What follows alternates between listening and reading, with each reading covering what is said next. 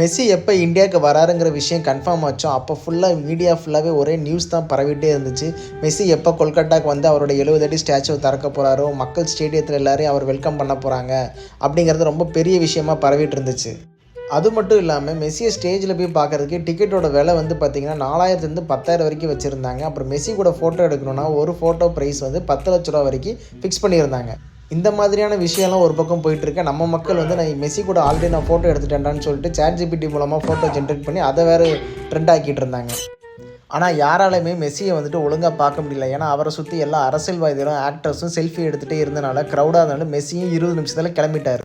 கடைசியில் மக்களுக்கு மிஞ்சினது என்னமோ பெரிய ஏமாற்றம் தான். அவங்க கொடுத்த காசுமே டோட்டலாக வேஸ்ட்டு. ஆனால் நம்ம மக்கள் எப்போவுமே ஹைலைட்டடாக ஏதாவது ஒரு விஷயமா பண்ணிடுவாங்க. அதில் முக்கியமாக இவர் என்ன பண்ணியிருக்காருன்னு பாருங்களேன். அவர் கொடுத்த காசு வந்து ஒர்த்தா இல்லை, மெஸ்ஸியே பார்க்கல, நான் பார்த்தது வெறும் பொலிட்டிஷியன் தான், அதுக்கு எதுக்கு நான் வந்து 10,000 செலவு பண்ணேன்னு சொல்லிட்டு அந்த ஸ்டேஜில் இருக்கிற ஒரு கார்ப்பரேட் ஷீட்டை மொத்தமாக சுருட்டி அவர் வாட்டுக்கு வீட்டுக்கு எடுத்துகிட்டு போக ஆரம்பிச்சிடாரு. கேட்டால் நான் கொடுத்த காசுக்கு இது சரியாக போயிடும்னு சொல்லிட்டு அவர் வாட்டு கடையை போட்டு போயிட்டே இருக்காரு. ஆள் தெரியல போட்டுருக்கு. நாங்கெல்லாம் சிங்கத்தோட உண்ணாக்க வெட்டுக்குன்னு பிடிங்க திங்கிறீங்கடா.